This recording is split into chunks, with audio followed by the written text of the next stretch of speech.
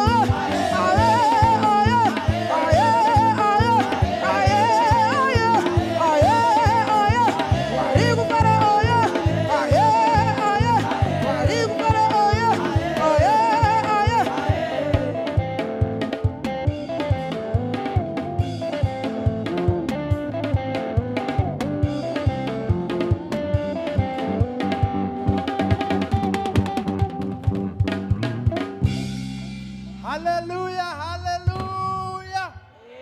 Kuchechi kunonakidza. Nhasi toda kufara naye.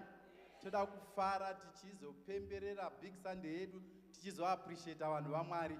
Haleluya. Chimbokwazisa munhu ari pedyo newe kuti waita zvakanaka wauya kuBig Sunday. Kwazisa futi kuno rumwe ruoko kuti waita zvakanaka wauya kuBig Sunday. Chimukwazisa zvekare umuudze kuti waita zvakanaka wauya kuappreciation yavafundisi. Chikwazisa umwe umuudze kuti waita zvakanaka wauya zvekare kuappreciation yavafundisi. Right, regai timbosvika patinotenda iye musiki. Tichimugamuchira kuti watigonera kubva January kusvika Big Sunday 1 December nhasi. Muzita nemuropa raJesu. Haleluya! Tinogona kudarika ipapo, ngatigamuchirei Jehovha muzita nemuropa raJesu. Haleluya, haleluya!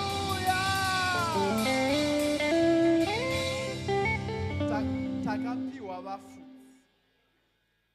ivo vatinoda kuappreciata zuva ranhasi, tichiappreciata kuti vanoshandiswa naMwari, tichiappreciata calling iri pamusoro pavo, kuti Mwari rambai muchingovaendesavo kumberi. Tinoda kumbovapawo zvenyama nokuropafadzwa kwako. Mainzwa mufundisi pataitora mahamvuropu vachiti ivo kana uchizvinzwisisa uchida uya uzotora. Kune vanozvinzwisisa, vanoziva kuti tine munhu waMwari anogara achifemerwa Sunday neSunday kuti awane chaanotipa. Tisu tinofanira kunge tichicelebrata zuva ranhasi nokuropafadzwa kwedu. Ngatisvike patinogamuchira mufundisi naamai. Ngativafarirei muzita nemuropa raJesu. Haleluya, haleluya, haleluya. Ngatimbofarireiwo praise team. Tasai mune vakachena, they have taken their time. Mbofarirawo praise team yako. Maine nyasha netimu yenyu, Mwari ngaakuitirei zvakanaka muchitora nzvimbo dzenyu. Tese tichitorawo nzvimbo dzedu, Mwari vachitiitira zvakanaka. Pane chandazoona imi vafundisi, pane zvamakariga zvinhu zvenyu zvazongofanana nepraise. Pane zvakaitika here? Zvakangofanana. Coincidence. Right, regai ndimbokumbira mapoka anotevera. Praise team yedu ichadzoka zvekare anai. Regai vambozorora mbijana. Maine nyasha tambokupa kuti mumbozorora, ndiri kudzosai zvekare. Ende pandozokudzosai sekuru vanenge vasvika nai. Regai ndikumbire mapoka anotevera. Ndine item ye Horizon Cell Group ne Church Cell Group. Pane vakazongoitirwawo favor. Horizon Cell Group nevanopindira pano, which is Roadport West. Regai ndikupei mukana wekuzoita ma-item kuno kumberi. Saka totanga neHorizon, totevera Church Cell Group, tozotevera Main Fellowship yepanapa. Vana baba vose vepano ngatiuye neorder iyoyo kumberi, Mwari vachitiitira zvakanaka. Horizon.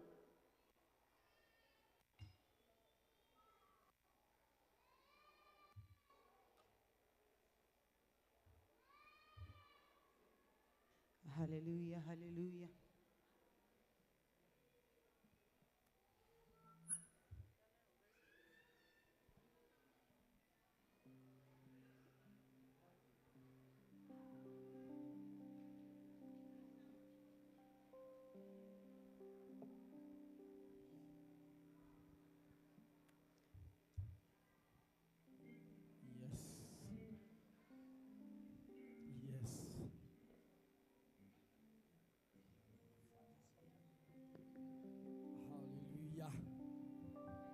Hallelujah, hallelujah. Tumbofarira Mwari nekuemembera. Yes. Iwe meno zako, iwe usina mwenje, uyo wekuvhenekera mukati merima. Iwe meno zako, iwe usina mwenje, uyo wekuvhenekera mukati merima. Ameno zako, iwe usina mwenje, uyo wekuvhenekera mukati merima. Ameno zako, iwe usina mwenje, uyo wekuvhenekera mukati merima. Hallelujah.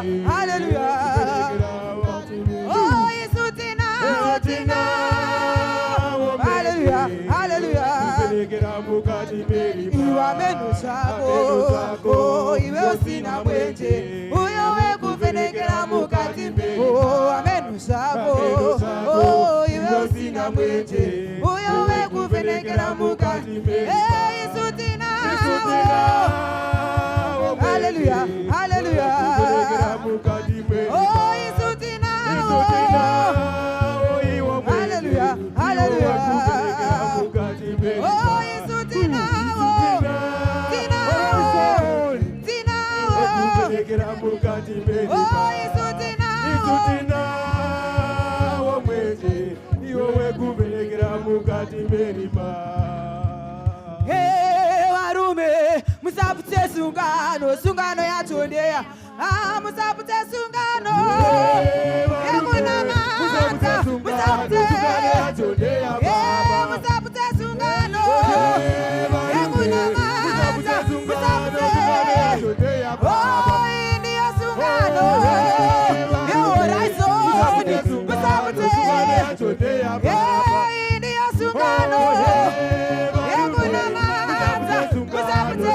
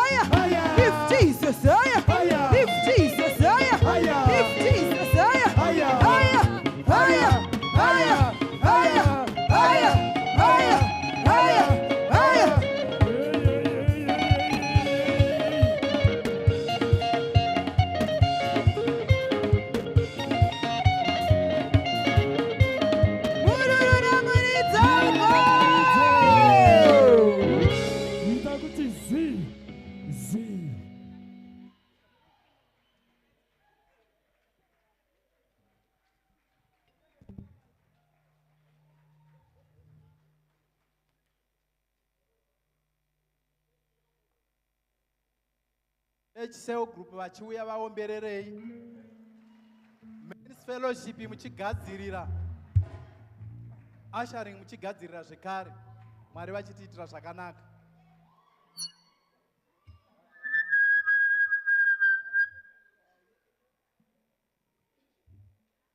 Hallelujah, hallelujah.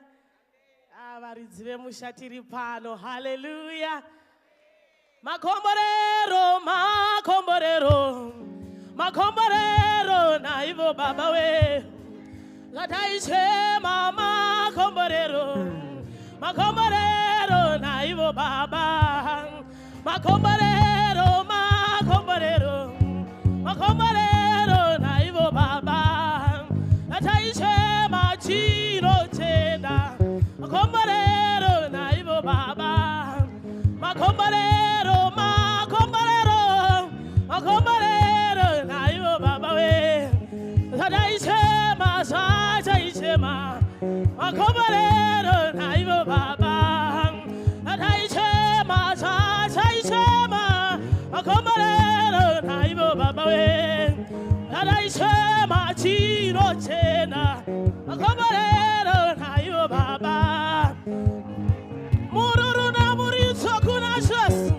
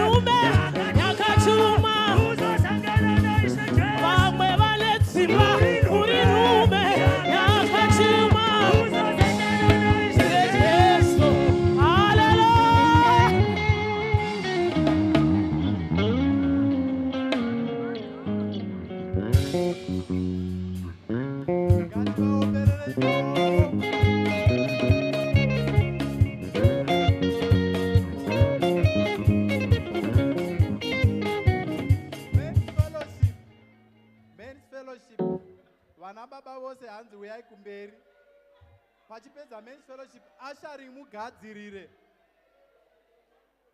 Ushering mugadzirire. Vamasinire maona vamwe vachipiwa mari, mopedzisa nokutipawo mari. Zvichitiitira zvakanaka naye.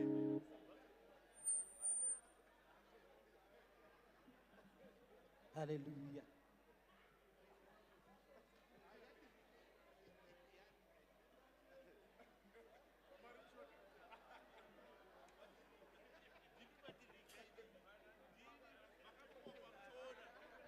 Yes.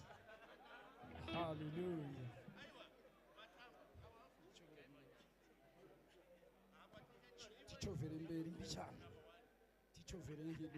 Hallelujah, hallelujah. Hallelujah, hallelujah. Toda tigochambira Mwari sana baba nai. Hallelujah. Uyamazi lo Jesu o wanyetelu satani kokota uingosi yama. Uyamazi lo Jesu o uyamazi lo Jesu o uyamazi lo Jesu o uingosi yama kosi kosi yama kosi kosi yama kosi kosi yama kosi uyamazi lo Jesu o uyamazi lo Jesu o uingosi yama kosi uingosi yama kosi uingosi yama kosi uingosi yama kosi uingosi yama kosi uingosi yama kosi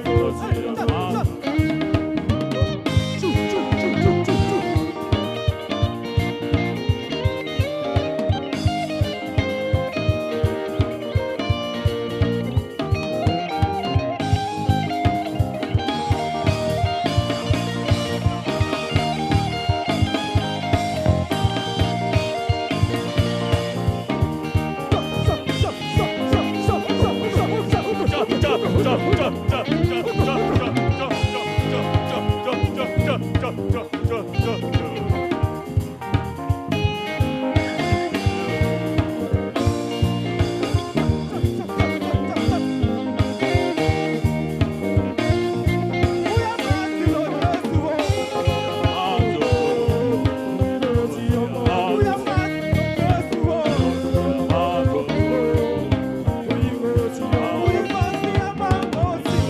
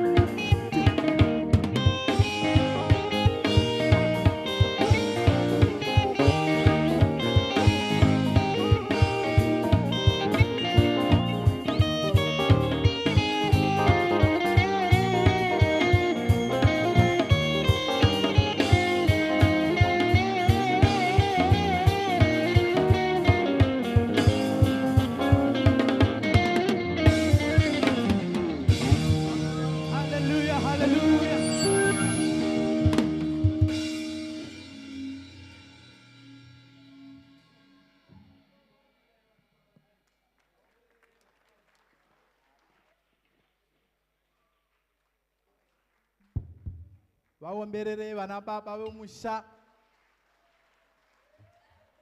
Patinozoenda musecond phase muzoratidza kuti muri vana baba. Nhai ushering, mava ready ushering? Ushering. Ombererai ushering yedu ichiuya. Mwari vachitiitira zvakanaka. Vakachena muri kuvaona.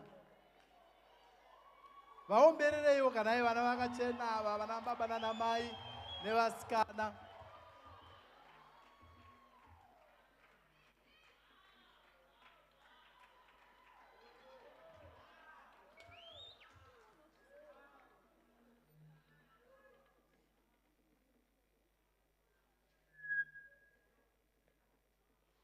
Sema Asha akamira kumberi kunoko.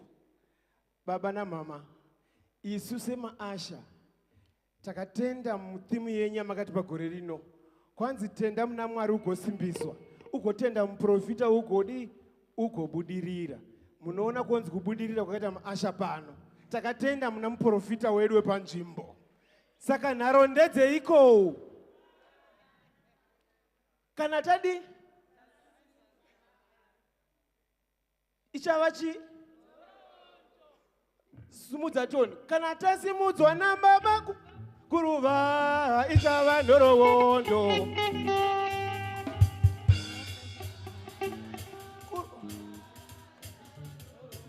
Saka nharo ndedzei varume.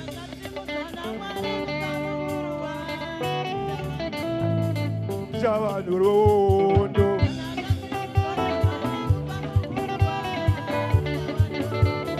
Ichava ndorowondo.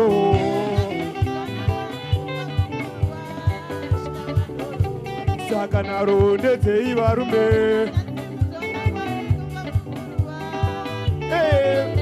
Tasumudza wewe asari ngande itori nayo famba famba famba famba famba famba fa fa fa fa fa.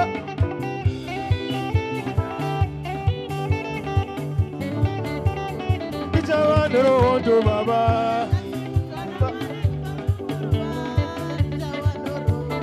Ichava ndorowondo.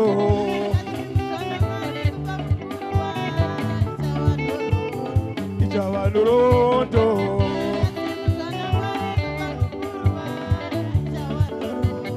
Ichava ndorowondo mama.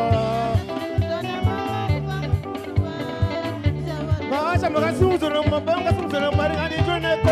Nayo ngasimudzwa sana makasimudzwa.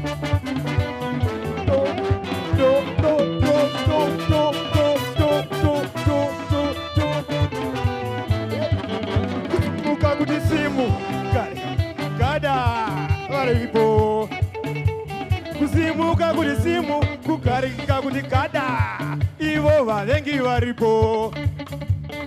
Simuka kuti simu kugarika kuti gada ivo vavengi varipo. Simuka kuti simu kugarika kuti gada ivo vavengi variko. Vandorowondo.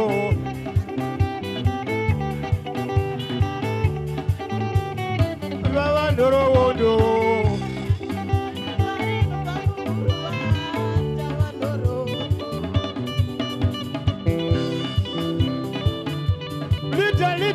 Lita, uyai kupertone lita, wedu lita.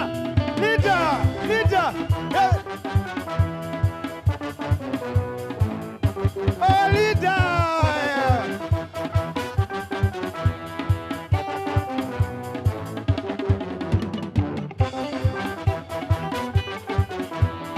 Ichava ndorowondo.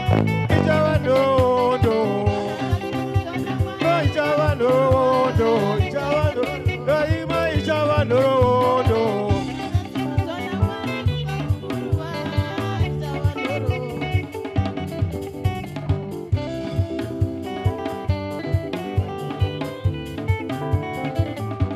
Izuva rakutambira Mwari chitenda, tifarira Mwari, ngatifarire choro.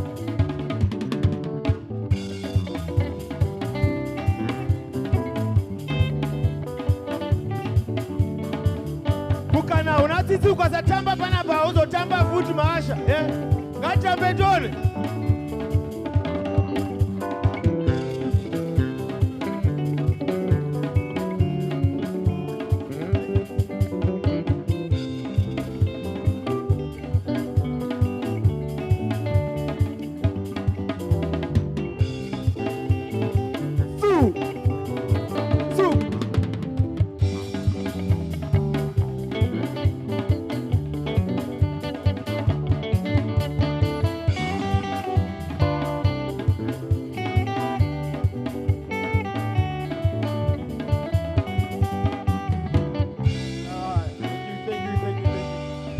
Thank you, Master. Vafarirei, vafarirei. Ende vakachena. Big Sunday and Appreciation Day yakanaka naye. Regai tisvike patinombosumuka timbogamuchira sekuru wechechi. Ngatimbogamuchira mufundisi munemo naamai. Muzita nemuropa raJesu. Haleluya. Sekuru tinokudai. Pamakasiyira basa mufundisi Jiriji naamai vakabva varitora. Apa ndo patasvika. Mwari wokudenga ngaakuitirewo zvakanaka mufundisi. Tinogona hedu kutora nzvimbo dzedu. Ndine vandisina kukwazisa asi handina kukangamwa. Regai ndisvikewo pandinofarirawo bhodhi repano rinotungamirirwa namufundisi Jiriji. Nhasi ndine mukana wokukudoma nemazita asi muzondionawo pamberi apo because tichazodana futi mazita. Mwari vachitiitira zvakanaka nelevel yenyu yokugona nepamakagadzira. Tichakupai futi umwe mukana. Regai ndifarire baba muti wasekwa naamai. Munogona kungosumuka muchiwevha kukereke. Ndo our administrators. Ndinofunga baba muti wasekwa avo vari kumashure vatori kubasa. Vari kutoita administration dzavo. Ndo administrator kana accountant wedu wepano. Regai ndifarirewo zvekare baba namai Manhivi Junior. Mai vari kumashure, baba vari kumberi. Ngativafarire muzita nemuropa raJesu. Haleluya. Ndiwo ma-teenagers leaders edu zvekare. Regai ndifarirewo baba namai Moyo. Munogona kungosumuka muchiwevha kukereke. Ndiwo ma-youth leaders edu zvekare. Ndachifunga kuti youth muchafarira. Fariraiwo kalida wenyu naye youth. Hatina youth here. Regai ndifarire zvekare baba namai Mulambo vari kumain church board. Ndiwo ma-decoration and hospitality leaders zvekare. Mwari vachitiitira zvakanaka. Regai ndifarire baba namai Nyamunga, maboard members edu zvekare. Mwari vachitiitirawo zvakanaka. Itirwai zvakanaka vana baba nanamai. Pamberi apa ndichakudana imi ndimi nemuchivhura musangano. Nokugonawo kwenyu nokugadzira kwenyu naye. Mwari vachitiitira zvakanaka. Regai ndifarirewo Professor Nyabadza naamai. Munogona kungowevha zvenyu kukereke. Ndivo vanotungamirira children's ministry. Mukatarisa vana vedu vanenge vachitamba kumashure uku vachiita zvavanoita, ndivo vanotitungamirira ikoko. Regai ndisvike pandinofarira ladies board inotungamirwa namama mufundisi Jiriji. Ngativafarirei muzita nemuropa raJesu. Haleluya. Asi handina kuneta, nguva ndinayo. Vandisani ndadoma ndinogona kuvadoma. Tina mama mai Muganto. Handizi ndofunga vari muofisi kumashure kwavo. Ndo administrator weku-ladies fellowship. Vari kumashure avo. Mwari vachikudzwa. Regai ndifarirewo mai Samanyawe nababa Samanyawe. Ndivo sekretari wokumadzimai. Mwari vachikudzwa. Ava vari kumberi pasure pavafundisi. Regai ndifarire zvekare gogo nasekuru. Vanogara futi kubhodhi ikoko. Sekuru imbosumukai, vanhu vanoda kukuonai. Ko gogo vari kupi nhasi? Vaenda kubasa. Aiwa, Mwari vachikudzwa. Taatoda kuti mumboita zviya zviya. Ndandakatokuisai paprogram patichashifta paya paya. Gogo vatikanya. Regai ndifarirewo zvekare baba namai Kandiero vari kuladies board zvekare. Mwari vachikudzwa. Avo vari apavo. Mwari vachikudzwa. Regai ndifarirewo baba namai Gondwe. Baba namai Gondwe. Mwari vachikudzwa. Avo vari pakati avo vanogara zvekare kubhodhi rinotungamirirwa namama. Regai ndifarirewo Sister Joyce. Ava vari pakati avo vafarirei. Ndivo leader vedu zvekare vekumasingles. Mwari vachikudzwa. Regai ndisvikewo pandinofarira zvekare men's fellowship leadership inotungamirirwa nababa namai Masinire. Baba namai Masinire, munogona kusumuka muchiwevha kukereke vanhu vachikuonai. avo vari apo ndo vanotitungamira, vana baba vose nokuwanda kwavo tinenge tiri pasi pavo, Mwari vachikudzwa. Regai ndifarirewo administrator zvekare wokunana baba, baba namai Magunda, baba namai Magunda ndiwo administrator wekoko, Mwari vachikudzwa. Regai ndifarirewo zvekare secretary wokunana baba, vachivaivo bamunini vechechi. Vari kupiko bamunini Jirichi? Bamunini Jirichi? Ko mainini? Mainini ava vari uko, handisi kuona kuti bamunini vari papi, ndokunga vanogona kunge vati budei panze. Tina bamunini Jirichi, ndi baba Jirichi, ndo secretary wekoko, vari munun'una wamufundisi zvekare. Regai ndifarirewo baba namai Manhivi senior vanotitungamirira kuushering, avo vari kumashure avo nditsano vangu zvekare, ndo vanotitungamirira kuushering vachigara kuboard remen's fellowship. Regai ndifarirewo baba namai Chuma, vari maseo leaders epano zvekare, vafarirei, vanogara kuboard remen's fellowship. Regai ndifarirewo zvekare baba namai Tongoona, vanogara kumen's fellowship board iroro. Ava vari apa ngativafarire. Handina kuneta, ndiri kuona baba namai kufa hakutizwi, handina wandaona, asi vanogara ikoko zvekare, ngativafarirei neabsentia. Haleluya. Regai ndimbosvikawo pandinofarirawo leader wepraise and worship, Sister Gracious. Oh yes, kune upenyu. Sister Gracious netimu yenyu imiitirwai zvakanaka. Mwari wokudenga ngaaramba achingokupai simba nemafinances achiita zvakanaka, muchitengawo uniform dzakanaka on the last day, kudai tichipemberera vafundisi vedu, Mwari vachikudzwa. Regai ndifarirewo mama Maikadhi vanotitungamira catering, avo vari ukwavo vafarireiwo. Regai ndifarire boka richangoburwa. This one is a special boka for me. Boka rinotungamirwa nababa namai Magwenzi, rokushambidzika shambidzika. Varipo here baba namai Magwenzi? Munogona kusumuka mungowevhawo kukereke. Ndo vanotungamirira cleaning department. Mwari vachitiitira zvakanaka. Pandichazodaidzira mapoka imi ndinogona kukuregai zvenyu, asi kana munacho chipo chamakakolekta hapana problem, but kana musina handitombokudaidziri, because vava kuda 7 days handizvidzokwana here. Today nonga is the 7th day, saka imi ndogona kumbokusiyai, Mwari vachitiitira zvakanaka. Ndinofunga ndine vose vandambodema vose, handiti ndanyatsotora nguva yangu.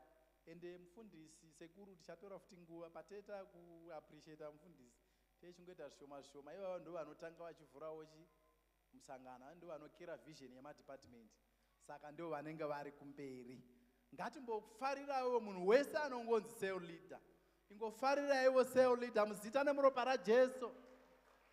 Haleluya. Regai ndifarirewo zvekare mama mai Mukomba Choto, ndo vanotitungamirira kuintercession, Mwari vachikudzwa. Mai Mukomba Choto vanenge vanototungamirira chechi yose, because almost the whole church mufundisi inongoitawo intercession. Saka vaitombondibvunzawo vakati, zvino ini ndinouyawo here ndakamirirawo gurupu rangu, ndikaona kuti itori chechi yose. Ndikati aiwa, imi munoramba muchingotungamirira chete, vamwe vanhu vese vachangoenda kupi kumapoka mapoka, because mapoka ese andatauraya anofola under intercession zvekare. Mama tinokuchingamidzai, Mwari wokudenga ngaakuitireiwo zvakanaka. Regai sekuru zvavauya ndidaidze praise and worship. Tikambotamba mbijana mombotirovera sekuru, vamboona kuti tinofara, especially on a special day kudai, tazopedza tonamata, Mwari vachitiitira zvakanaka. Haleluya. Vafarireiwo tese tichisumuka, praise and worship ichiuya kumberi, tese takasumuka zvichitiitira zvakanaka.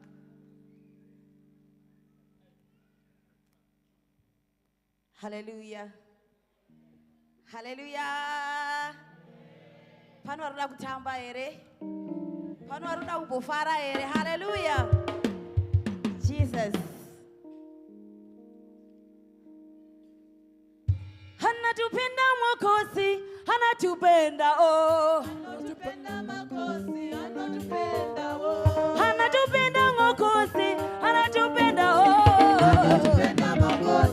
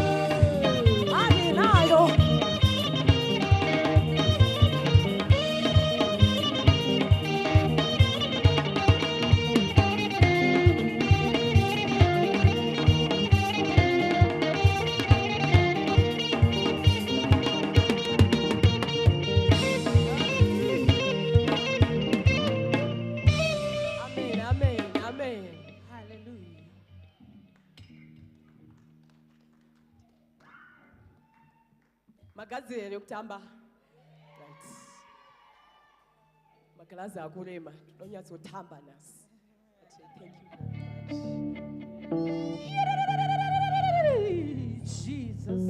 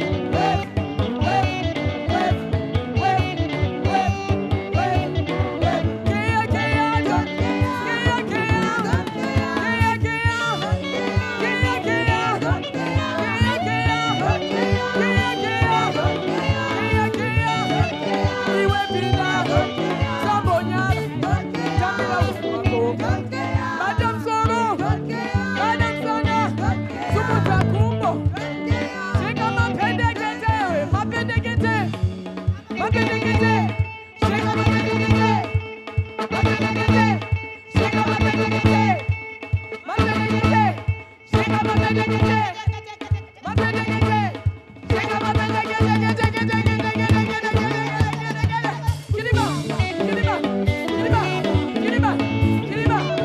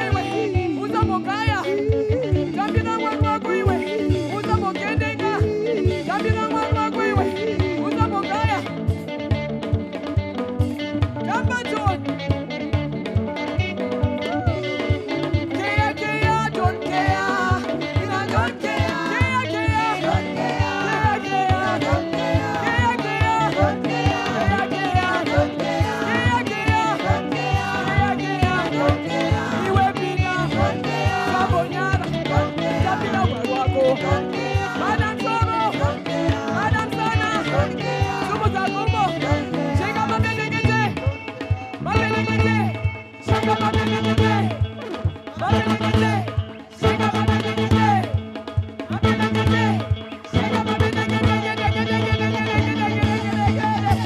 Giliba, Giliba, Giliba, Giliba, Giliba, Giliba, Giliba, Giliba, Giliba, Giliba, Giliba, Giliba, Giliba, Giliba, Giliba.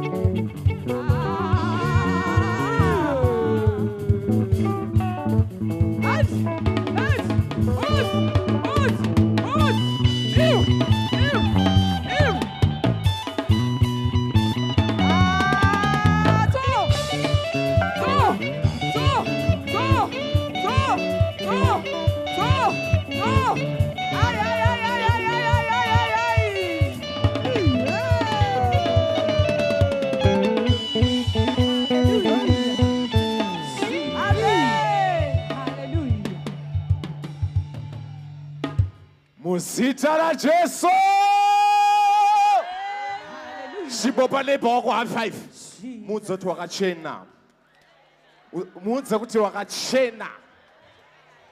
Anatsomtaurira. Mudzo kuti wakachena. Kuti high 5. Chimudza kuti wakanaka Mwari anokuda.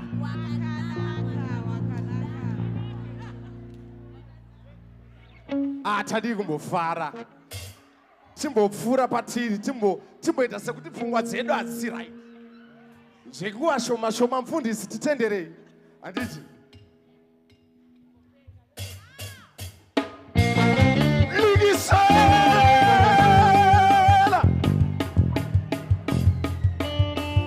Lalela msalon, lalela.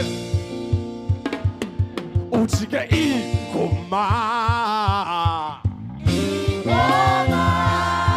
Uchike ingoma.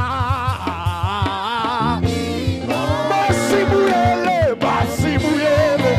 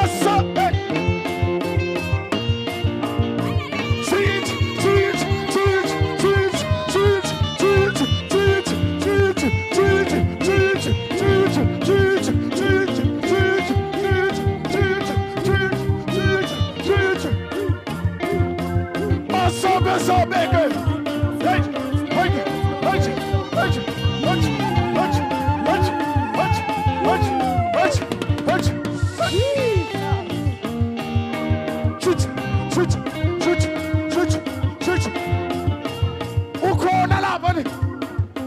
Chich, chich, chich, chich. Ashezani.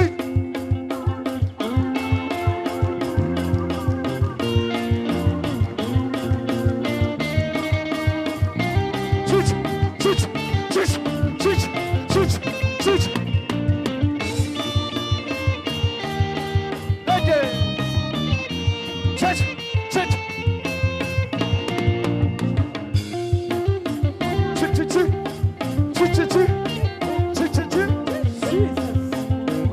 Sisenkosini yokuhlabelela hlabelela nawe sisenkosini yokuthumisa thumisa nawe sisenkosini yokuhlabelela want something ne sisenkosini yokuhlabelela hlabelela sisenkosini yokuthumisa. Are you ready?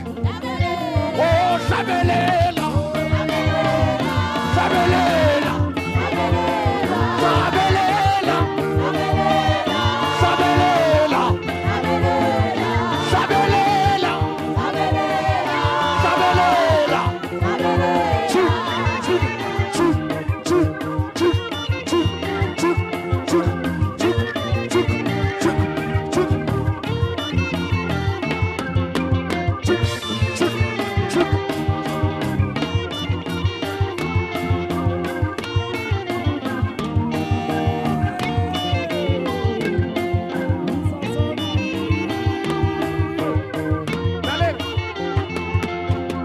sizohamba naye asabe sabe sabe sizohamba naye ithi sizohamba naye wena wejabulo sizohamba naye wejabulo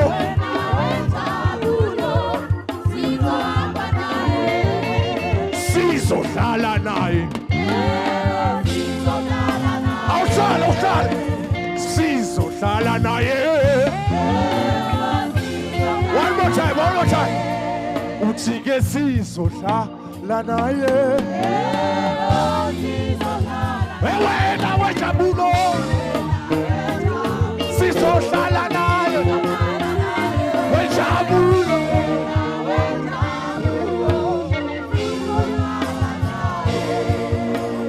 sizohlala naye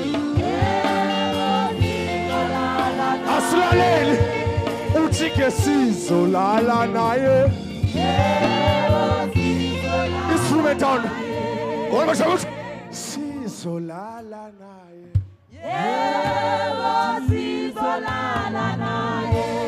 yebo sizohlala naye wena wejabulo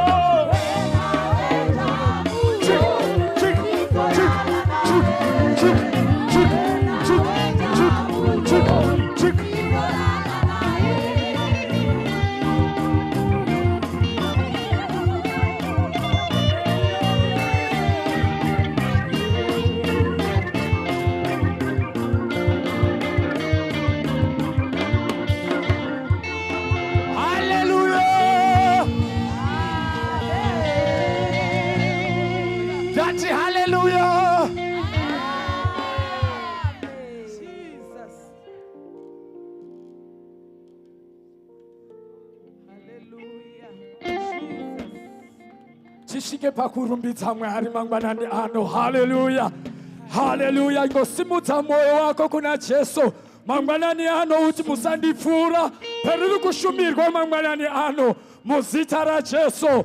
Haleluya. Musandipfura Yesu Baba ndi ndote ndai imimori kangomore rava yani womu santi fru Dauya wache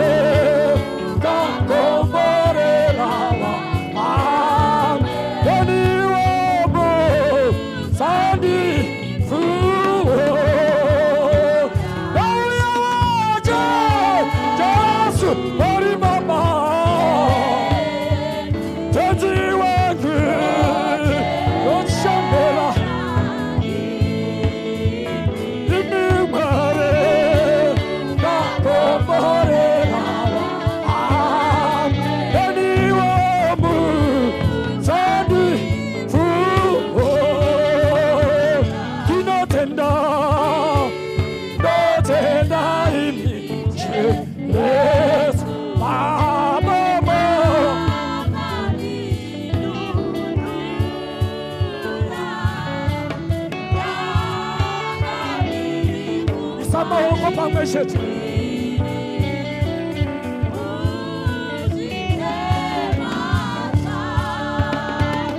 Auya waje Jesu Baba, tatiwa wachamera imimariwo ukakomborera aniwamu sandi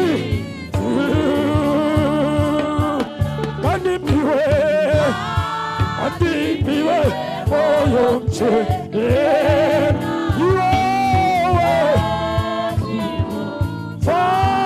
Faris dinamuku namukumira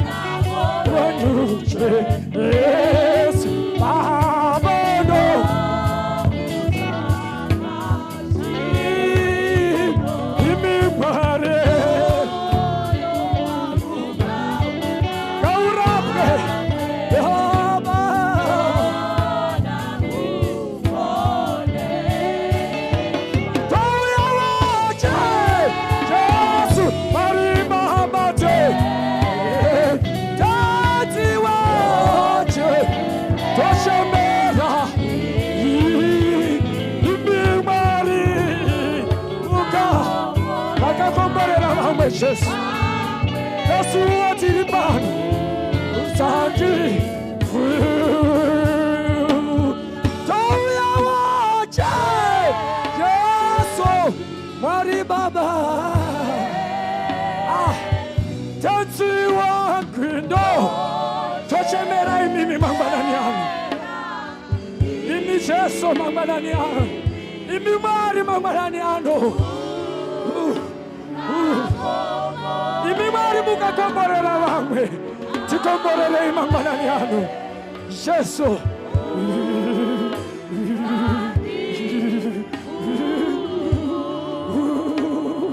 Toya waje Yesu ate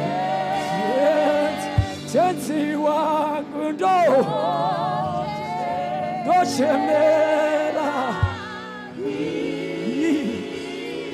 imimari mukakomborera vamwe Baba tikomborere imangwanani ano Baba vedu vari kudenga mangwanani ano Yesu musati mvura mangwanani ano Jehova rumbita mwe hari mangwanani ano uti mwe hari pamuri kukomborera vamwe nasi regai kundipfura Yesu nerunako rwawo nerudo rwawo rwokutifira paKalvari rwekuroverwa pamuchinjikwa uti mangwanani ano Jesu regai kundipfura uti regai kundipfura rumbidza Mwari mangwanani ano tenda Mwari mangwanani ano tenda Jehova mangwanani ano tenda Mweya Mutsvene ataure, tenda Mweya Mutsvene aite basa rake. Mangwanani ano Baba wedu, mangwanani ano Mutsvene, mangwanani ano Jehovha.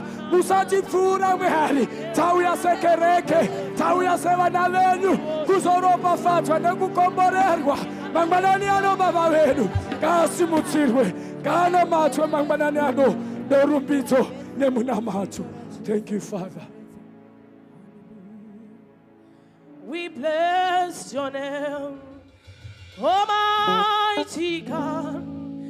We bow before your throne. We bless your name, Almighty God. Bowing before your throne.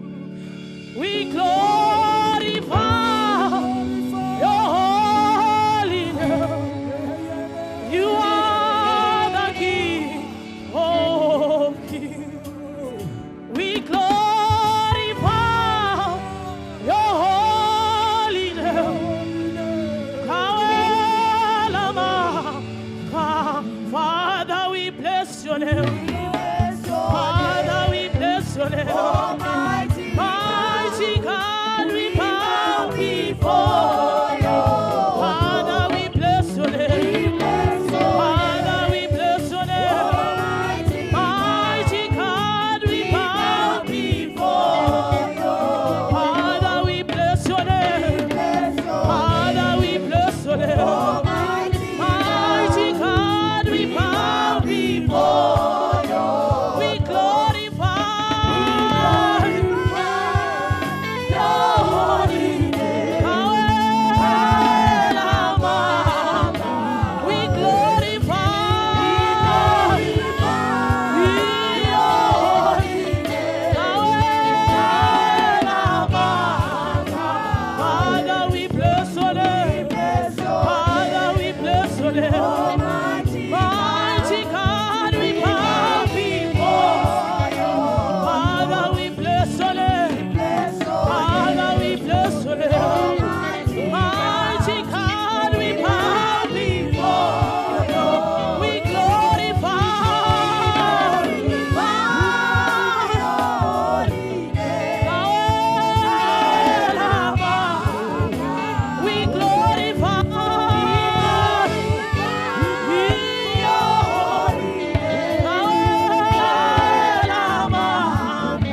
We glorify your holy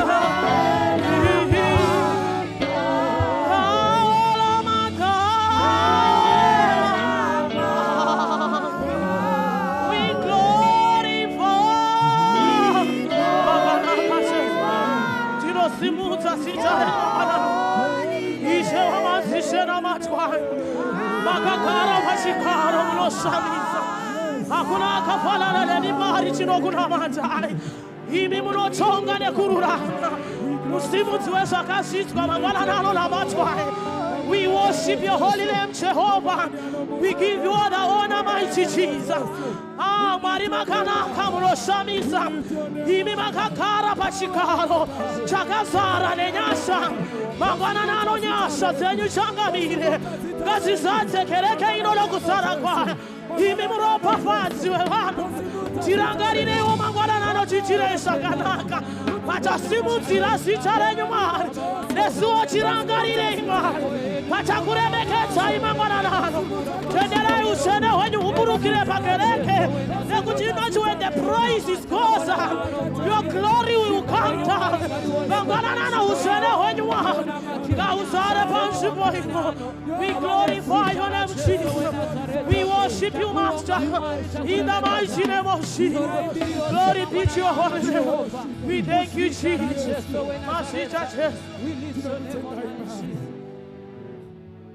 Jehovah ndi Mwari vakanaka. Hallelujah. Jehovah vari pano. Hallelujah. Mwari vanotiitira nyasha paBig Sunday. Hallelujah. Regai tose takasumuka kudaro pachidziya kudai ndidaidze sekuru. Ndizovasira nguva yose tione zvavakatigadzirira zuva ranhasi. Regai vaomberere vachiuya. Praise and worship. Torai nzvimbo dzenyu. Takamirira sekuru vachiuya.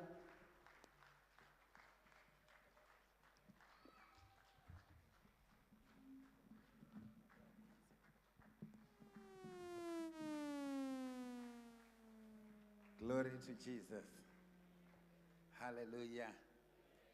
We may take our seats in the wonderful presence of the Lord. Want to thank God for this beautiful work that He's doing here. Want to give Him glory and honor. Thank you so much, Baba and Amai Masuka, for leading us thus far. In the name of Jesus, hallelujah. I want to take this opportunity to honor once again the servants of God, Pastor and Mama Jiriji, for working together with his governing body that they call us to serve here. Hallelujah. It's a huge blessing to come and serve in such a vibrant church. Church menu, kwete church irikutandaza. Hallelujah. So I was hoping that by now Pastor P would be here, because the pastor said he wanted to speak to the congregation. Hallelujah. But she did not make it on time. We'll see as we go along if the time will allow us to let her speak. Otherwise, she will have to make plans with her dear son and daughter that she will come and greet on a later date. Hallelujah. Did you say amen? Manete? Say amen foot. Today I'm batsire tifarire baba namai chiduwa. They are part of our escort team, kana kuti ama bearers. Today kufarire baba namai mwari kukomborerei. Baba Mangwa by ballot he leads the men's fellowship, but by calling and desire he works with the teenagers. Saka mushumiri wema teenagers mwari vakatiitira zvakanaka. They are so passionate about serving with the teenagers, and ndofunga maona 1 or 2 dancing skills tamukufanira kuexporta. Kanje kana musina kutora video tetangoti tambai zvavaiita. Hallelujah. Glory to Jesus. Glory to the Rock of Ages.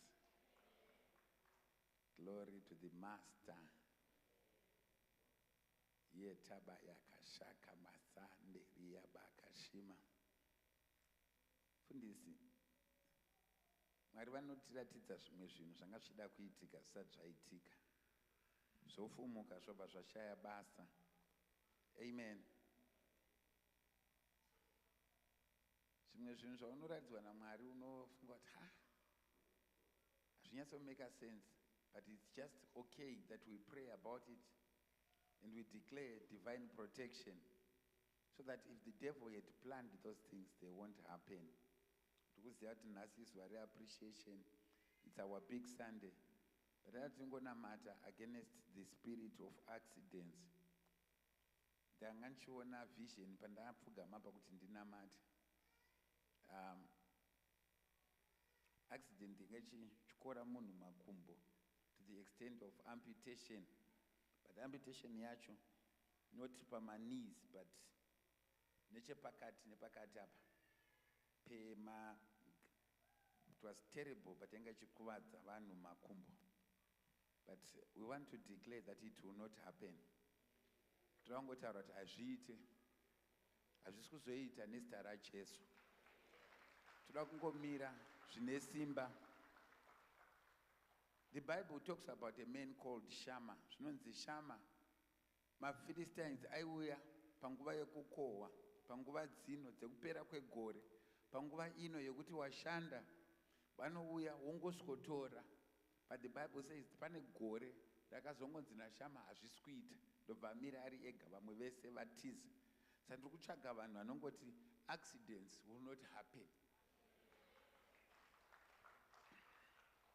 Zvakamboitika mufundisi, ndiri muofisi mangu mema, pakauya kamwe kamufana about 21-22 years old. Ndobva akasvika ndobva akasvika kuti pastor, I am here, I've been directed to your office, but you know, I've been doing bad things and I don't want to do them anymore. But what have you been doing? She can say, actually pastor, I'm a Satanist. 21-22 years old. Munhu anofunga kuti musatanist afananga ari complicated vamwe achidrive mota, anga kauya kasina kana mari but kachingoshandiswa naSatani. Zvikanzi izvo, my purpose yandakadaidzirwa zvandiri kuita is just to kill people. So I killed my mother, I killed my father. The only person who cares about me is my grandmother, but I'm in the process of killing her. Then apedza zvikanzi izvo, you know, the accident, the train accident that happened in Soweto. Pane train accident yakamboitika kuma 2012-2013 yekuti the train just got derailed and ndobva yauraya vanhu 11. Zvikanzi I'm the one who caused it. Okay, on a lighter note, Pastor Tinashe Marume na Lindi vakabva vakiyato nekunze paofisi pangu ndobva ndasara inini nemusatanist. Vanoti vayozondibatsira ndobva ndakatarisa so ndikataka he's too kid, akambondikurira kana zvanetsa chaizvo chaizvo nyangwe panyama ndokabvuta. Hallelujah. But he goes on to say, I was seated next to the railway line because the train got derailed. Akamira ari panofamba railway line ndobva akonzera through intense meditation, ndobva akonzera kuti railway line ingobuda so ibve pairi. You can imagine the power of a railway line. Then the train got derailed and 11 people were killed. Normally when it's festive season, there are demonic forces that want blood.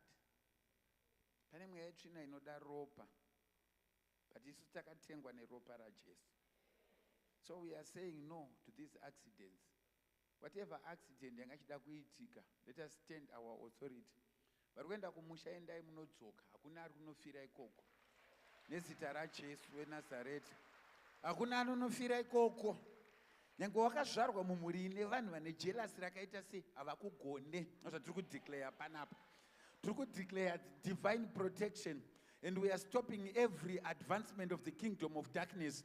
In the mighty name of Jesus Christ of Nazareth, for the next 2-3 minutes, everyone is going to pray. Everyone is going to bind the devil. Everyone is going to rebuke demonic forces. The Bible says when we agree, whatever we agree on, it will be established. In the mighty name of Jesus Christ of Nazareth, tukurambidza mweya wema accidents nezita ramambo Jesu weNazareta, madhimoni etsaona, madhimoni anoda kuuraya vanhu, madhimoni anoda kudestroya vanhu vane potential, madhimoni asingade kuti vanhu vabudirire, madhimoni asingade kuti vanhu vashandire mhuri, madhimoni anoda ropa, tinoasunga nezita raJesu weNazareta, tinoashayisa simba muzita ramambo Jesu weNazareta. Hapana ari kuzopinda mutsaona, hapana ari kuzodimburwa makumbo nezita raJesu weNazareta, hapana ari kuzourayiwa nezita ramambo Jesu weNazareta. Tiri kutaura protection kubva kungirozi in the mighty name of Jesus Christ of Nazareth. Vavangokarongera Satan vachengetwa nevatumwa, angels are on guard in the mighty name of Jesus. No weapon fashioned against us shall prosper. Every tongue Yatamayanda Rabayaka Shakamayanda that is speaking against the lives of the people in this auditorium, the lives of the people who are in our ministry, in the mighty name of Jesus, I am declaring those tongues condemned. In the mighty name of Jesus, I render every demonic force powerless. In the mighty name of Jesus Christ of Nazareth, that Satan ndati azviite, madhimoni ndati azviite, mweya yetsvina ndakurambidzai kuita zvamunoda. Hapana kana mumwe chete wavo wamuchauraya. Relabaya mashima Mosanda Kayamaya Tatamanda Ramaka Zayanda. I want you to surround yourself with a wall of fire. If you read from the book of Zechariah, the Bible says Jerusalem shall be called a city without walls, because it shall be surrounded by a wall of fire. Maybe your children are not all here. Maybe your parents, they are not here. Maybe they are members for reason A, B, or C. They are not here. Havana kukwanisa kuya. Namatira vaunotungamirira ku cell group. Namatira vanotungamirira cell group yako. Namatira ma leaders. One thing that you must know is leaders are hated by demons. Leaders are hated. They are threatened by the kingdom of darkness. Jesus talks about a scripture which says, scatter ye the shepherd and you scatter the sheep. So everyone who has got a shepherding role, Yatamayanda Rabayaka Shima, we are praying for divine protection. We are praying for divine protection. Let us pray for our little ones in the mighty name of Jesus Christ of Nazareth. Yelaba Shamanda Ramaka Zaya Bayande Rebaka Shimayanda Role Pataka Shamanda. In the mighty name of Jesus, I declare protection. Muzita ra Jesu. Amen. Hallelujah. Premature deaths, they are not going to happen. Muzita ra Jesu. Fundisi taramba ndufu dzevana vadiki. Taramba ndufu dzemabreadwinner. In the mighty name of Jesus, you are covered by the blood of Jesus. You are protected by angels. Hallelujah. Thank you. You may take your seat. Welcome to December 2024. Utaripasa inoti ki December. Ki December.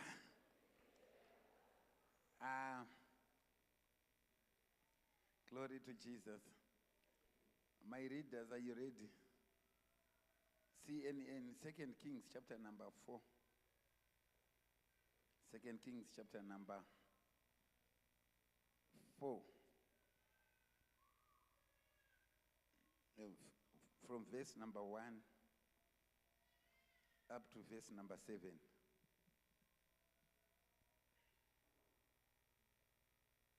A certain woman of the wives of the sons of the prophets cried out to Elisha, saying, "Your servant, my husband, is dead, and you know that your servant feared the Lord, and the creditor is coming to take my 2 sons to be his slaves."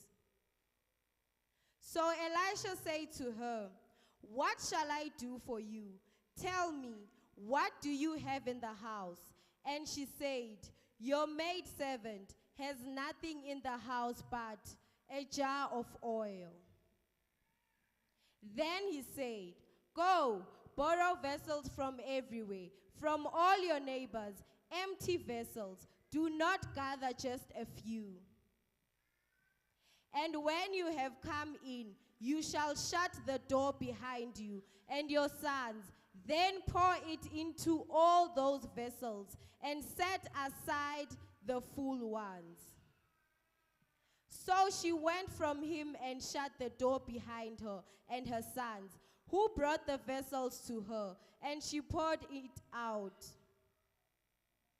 Now it came to pass, when the vessels were full, that she said to her son, "Bring me another vessel." And he said to her, "There is not another vessel." So the oil ceased. Then she came and told the man of God, and he said, "Go, sell the oil and pay your debt, and you and your sons live on the rest." Thank you. Zvino mukadzi womumwe murume weboka ravaprofita akadanidzira kuna Erisha akati, "Muranda wenyu, murume wangu, afa, uye munoziva kuti iye aitya Jehovha. Asi zvino uyo waakanga atorera chikwereti ari kuuya kuzotora vanakomana vangu vaviri kuti vave nhapwa dzake." Erisha akamupindura akati, "Ndingakubatsira seiko? Nditaurire. Chii chauinacho mumba mako?" Iye akati, "Murandakadzi wenyu haana kana chinhu kunze kwamafuta mashoma shoma." Erisha akati kwaari, "Enda unokumbira vavakidzani vako vose vakupe midziyo isina chinhu, usakumbira mishoma. Ipapo ugopinda mumba uzvipfigire mukova, ive navana vako, udire mafuta mumidziyo yose, ugoisa parutivi midziyo inenge wazara." Naizvozvo akabva kwaari, akapfiga mukova, iye navana vake vari mukati. Vakauya nemidziyo kwaari, iye akaramba achingodira. Midziyo yose yakati yazara, akati kumwanakomana wake, "Ndivigire mumwe mudziyo." Asi iye akapindura akati, "Hapachina mumwe mudziyo wasara." Ipapo mafuta akabva aguma. Akaenda kundoudza munhu waMwari, uye iye akati, "Chienda unotengesa mafuta ugoripa zvikwereti zvako, ive navanakomana vako mugorarama neanenge asara." Thank you. Hallelujah. Thank you, ladies. Meda kumutsvagira basa ZBC. Unoverenga neshona. Meda kumutsvagira kuAl Jazeera. Verenga nechirungu. Hallelujah. You're so fluent. I love the way you read. Kwaedza, kwaedza, kwaedza mumwoyo mangu, Jesu ndiye zuva rangu, kwaedza mumwoyo mangu, kwaedza, kwaedza, kwaedza mumwoyo mangu, Jesu ndiye zuva rangu, kwaedza mumwoyo mangu, kwaedza, kwaedza.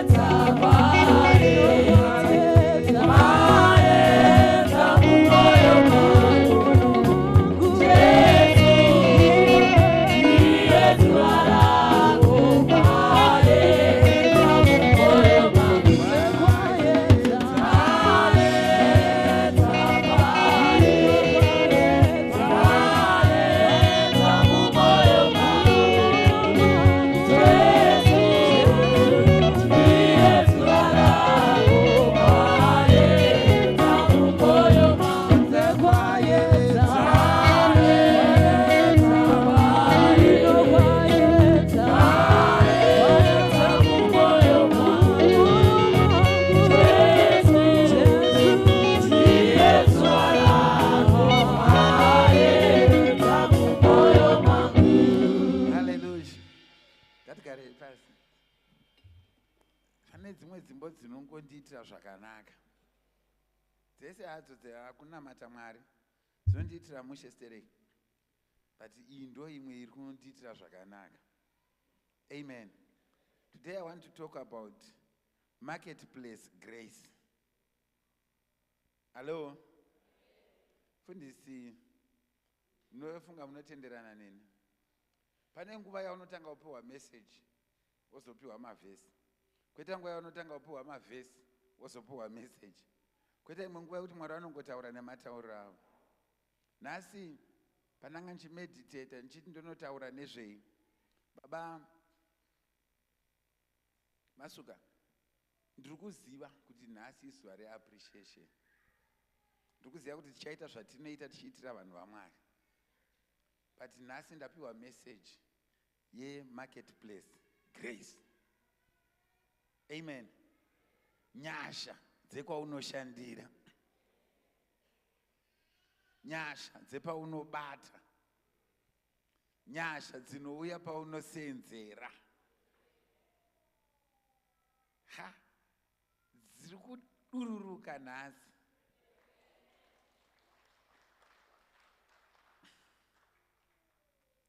Ha, ndiri kuzwa grace dzeelevation. Ndiri kuona vanhu vachisumuka. Vachisumuka so. Vachipenya. Vachivheneka. Tibatsireiwo tifarire Pastor P. Na Deaconess P. Magaya. Hallelujah. Marketplace grace.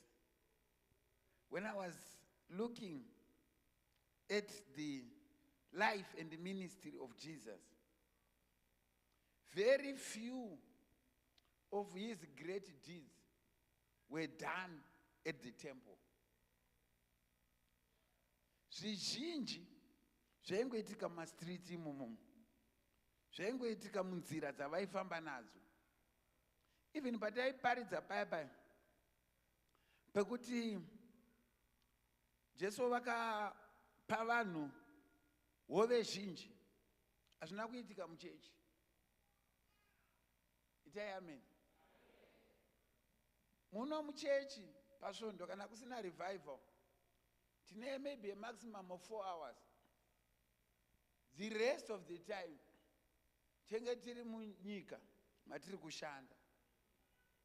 Saka imomo manje tinoda nyasha. Kuno kutongoya tongokonektana nenyasha. Teta ngefoni haigare pachaja. Inogara muhomwe ichiita mafone calls. But inozongoti for an hour kana uine super fast charging. Ndipo painochaji. Pamwe pese apa inenge ichiita basa. Saka zvichaitika ndezvekuti muchachaja muno, moenda munyika munotonga,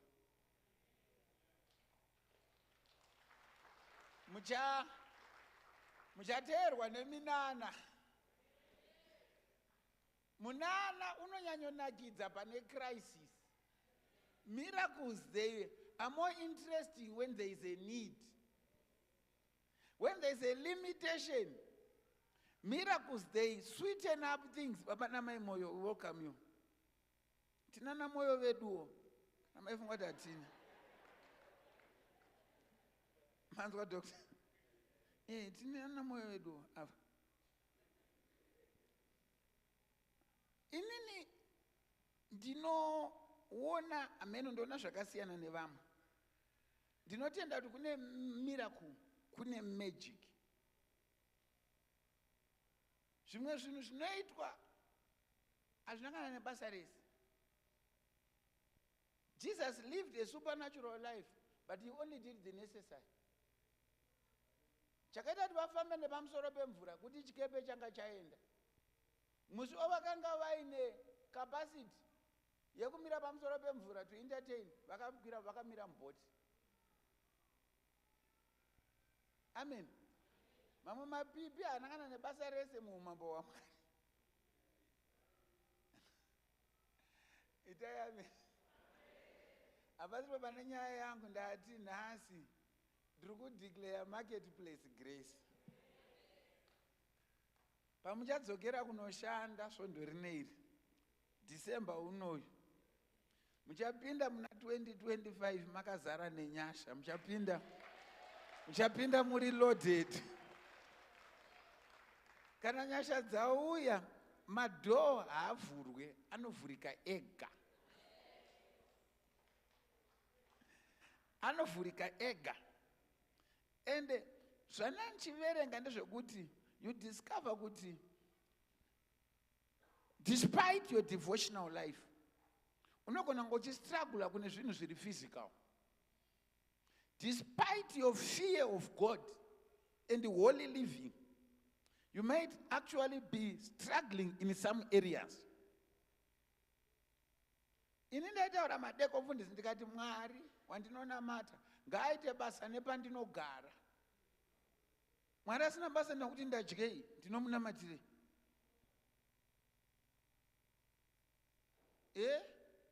Mwari asina basa nekuti ndadyei. Ndati mwe munhu faith yake izvozviso ingori panzondora. Anosvika mushopu anosikotenga nzondora kana 50. Nzondora 50 manivi zorati pava huku 25. Hauna kana konseni yekuti dzadyiwa nani. Unenge uchingori nekungotizvo idzo dzindangowana nzondora zvaita. Why do you relegate yourself? Kana uchidya nzondora idya nekudzida sezvakaita mufundisi wakazobatwa achidya matemba. Hallelujah. Hakuna kubvuma kuiswa upenyu hwakatsikirirwa. Don't look down upon yourself and see yourself as a second class. Vanhu vazhinji vari prayerful vanogona kuvharidzirwa naSatani to an extent yekuti anonzi namata zvako but siyana nedzimwe nyaya. Zvamunoita mama intercessor, minamato yenyu inozivikanwa kunzi inotyisa kuumambo hwerima. Saka vanozviziva. Handi pane pamunomboti kana manamata paya paya mfundisi anotadza kuparidza nyasha dzaMwari dzafamba. Halo? Muchinamatira vanhu mhuri dzisina vana, Mwari achivapa vana. Musarati nyasha dzimwe chete idzodzo munoona dzinamatira dzikazadza mota panzapa. But kwete dzevamwe chete nedzenyuwo. Munhu akandidzidzisa akati musoja chinhu chaanotanga kudzidziswa kutora kafa. Usati wadzidziswa kuridza pfuti, tanga wafokasa paprotection yako iwewe. Saka inini nemi tine calling yakafanana. But ndine dzimwe 4 or 5 years dzandakamborarama ndiri chibaba chekufamba netsoka nekupfeka mamvemve ndichingonamatira vamwe zvichiitika ndichiona zvakanaka ndichitori nechigaro. Ndaiudza vanhu kuti ndanga ndiri leader weprovince yeAFM yainzi Mashonaland, ndina ndiri secretary general weintercession. But tsoka dzandairova ndakananga nepawater force paya paya ndaitadza kubhilivha Mwari for mari yebhasi, but ndichibhilivha Mwari kuti mvura inoregedza kunaya.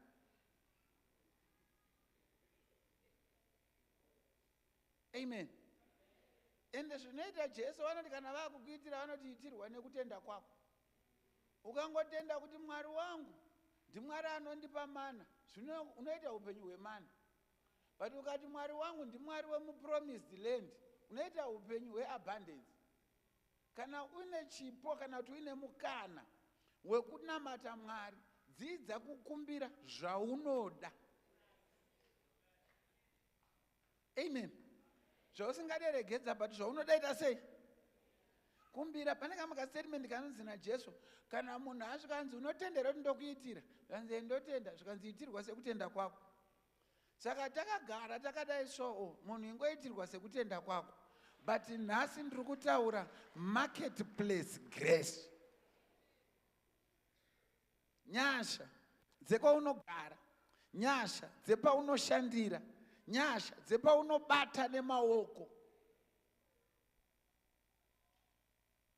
muri pano here? Unoziva kuti kana uine musika wotengesa madomasi neonyens nemavheji, uri musame business nefood lovers market. Food lovers market iya musika panotengeswa mavheji etomodzi fruit and veg city.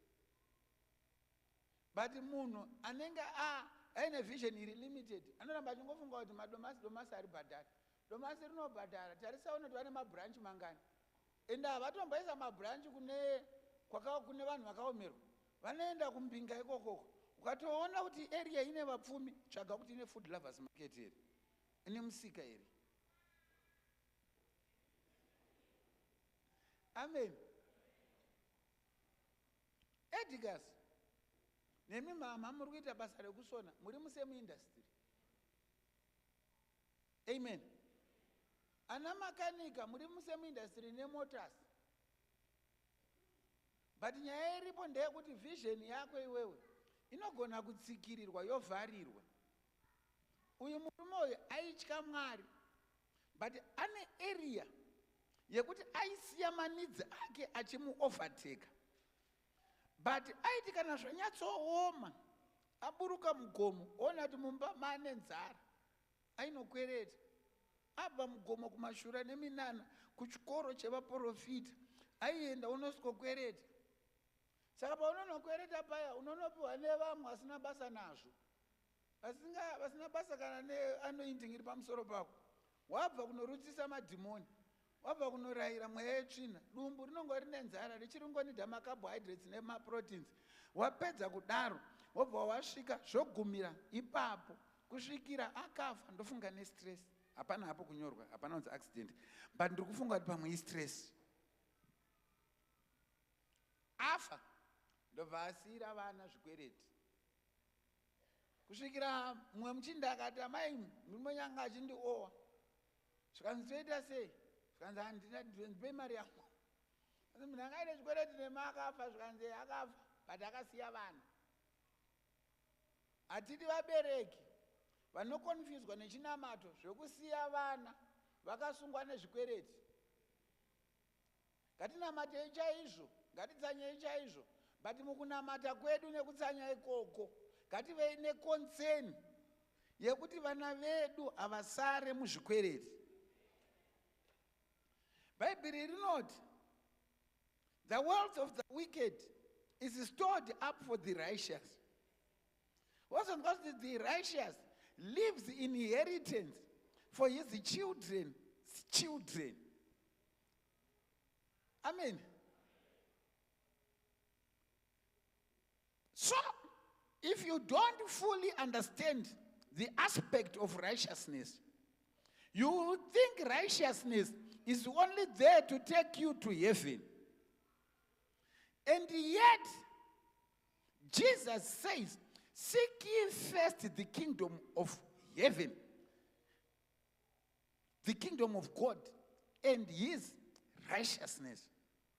And all these other things shall be granted, shall be added unto you. Chirungu.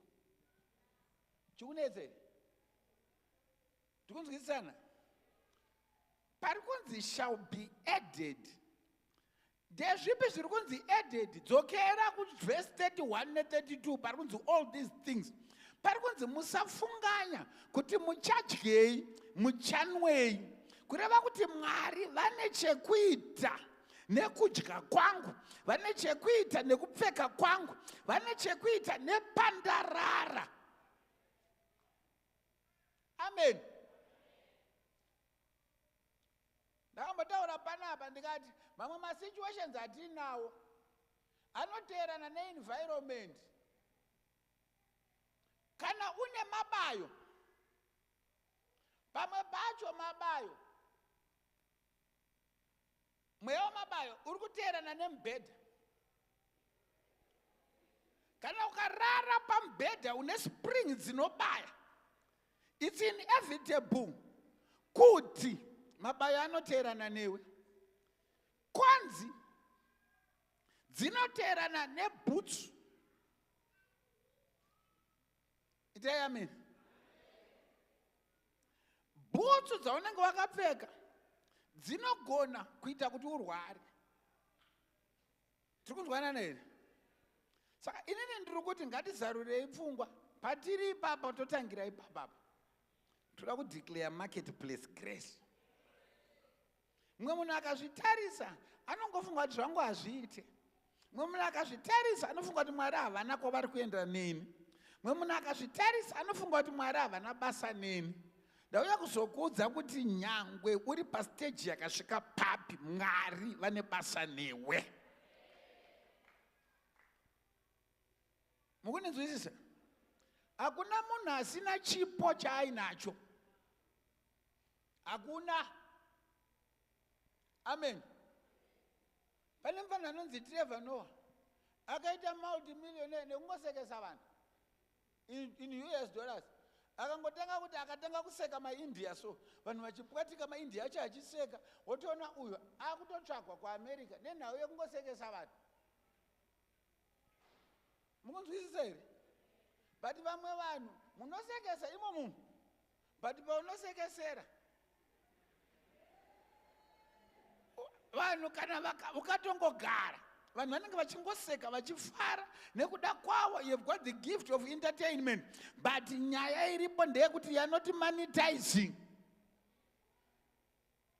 Anozani baba wangu achishaura bana, aungashaura hima mashava uende kustudio unorekodha music yako yakanaka iyi, but organization inoi manje airemunerate vanoshaura by police. But mukangoenda mega, mukangoenda kustudio mukati ndakungonoimba iyoyo musandipfuure Jesu yakanyorwa nevamwe. Tarisa Deborah, tarisa Rebecca, tarisa Lundi, tarisa Messi mutsvene, tarisa vanhu vakawanda vaita mari havana kana chaanonyora. Anongoimba dzakanyorwa mumahimbuku idzodzi. Makomana anoridza ndi munawo. Kana taakuida iyoyo takadai so panapa hazvina mari, but kana taakuida yakubva nepamemory stick, kana taakuida yakubva nepaYouTube, tinobhadhara. Saka chikuita tisakupei mari ndechekuti hambo paYouTube music yenyu haina kushata, but it's just that hamupo paYouTube, hamupo paSpotify. Dai maamuripo baba taitokubhadharai, yaizongouya yega mari kuuya kumba. Marketplace grace.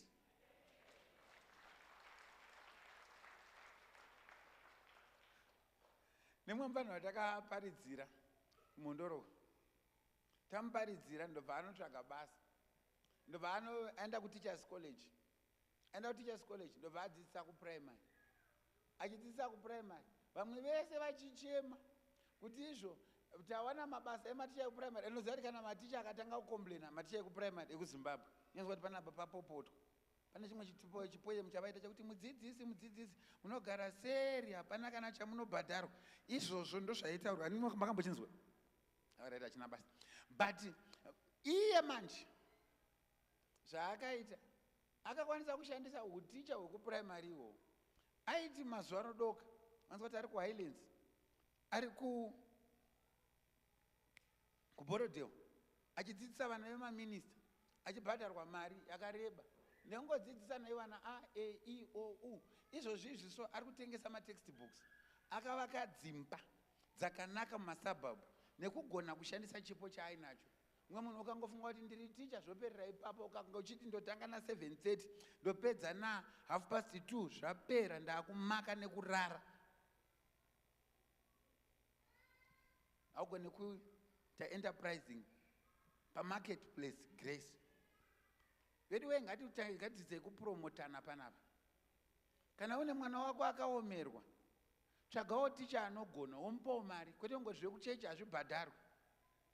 Ndakamboidhroera mumwe munhu plan, anganzwa kuti ndinonamata, aindirwisa panyaya yemarketplace grace.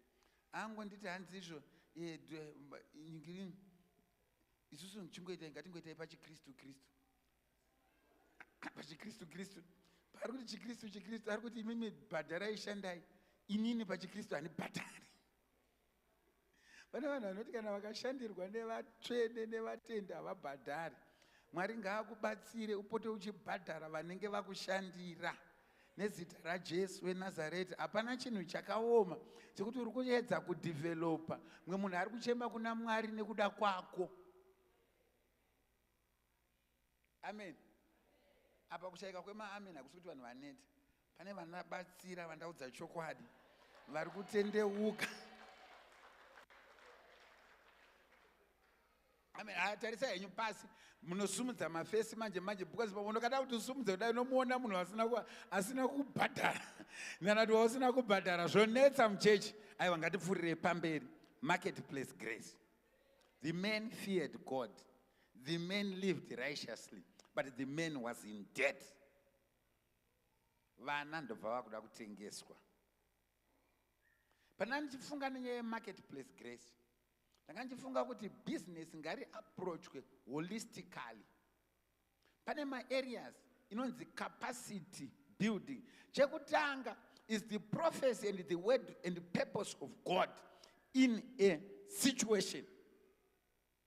Pana runonzwisa. Vanoti vasvika kumunhu waMwari vanobvunzwa kunzi munei, totangira papi. Ipapa baba tiri kuedza kuita zvese zvatiri kuita.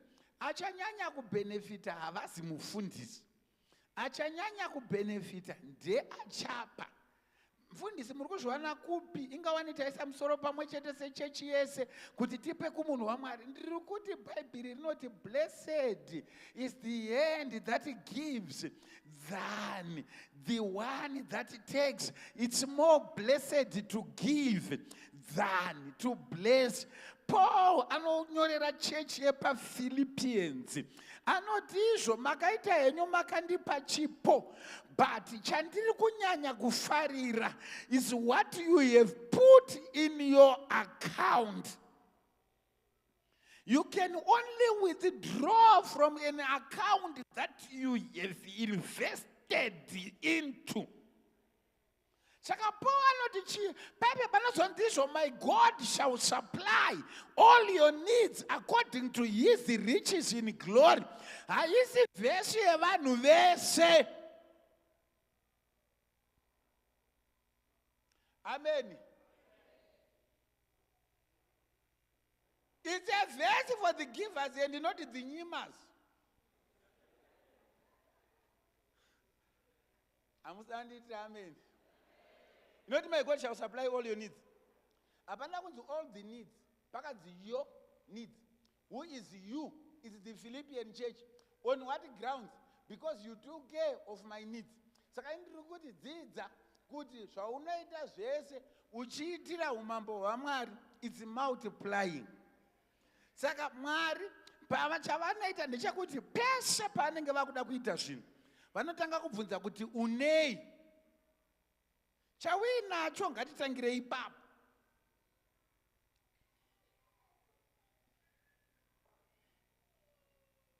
Ndakaingopfuura neapapa ndiri kumhanya. Pane munhu aitaura nyaya yemunhu akawina loto. Zvikanzi izvo munhu akawina loto, vazhinji vacho they are poor people with a lot of money.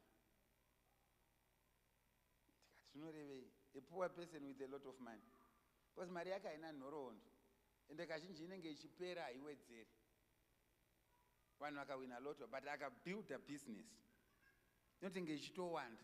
You become richer and you become more established. Zvese zvaunoita ngazvive neka certain trail kekuti ndakabva apa, ndaapa, yezvino ndaapa, ndiri kukwira ndichienda. Gore negore ngarikunzirewo improvement. Aripo here anoti Mwari ndoda kuimprove gore negore. I want to improve year by year. I want to see my year. Kuti unoti kana watarisa izvo zvisoo, ndikuziva takamboita mamwe appreciation, takamboita mamwe revival. Chokwadi chacho ndechekuti pane vanhu vave pavanga vasingambori. Unoti ndakabva apa, iye zvino ndakuenda apa. Ndiri kubva apa ndakuenda apa. but kune mumwe wekuti haana chaanoita, ari ngoti magariro, ngatiitei zvipere, vari kunamatira rini, vari kuti mudumbu nemabayo. Nhasi handaunyanyowandira ikoko, ndapedzera pamaaccidents pamudumbu nemabayo, handifunga kuti ndichaenda. Ndichanyanya kutaura nyaya yemarketplace grace. Ivhangeri futi rangofanira ndaiparidza neZiromaniro paifamba nyasha dzekuporesa.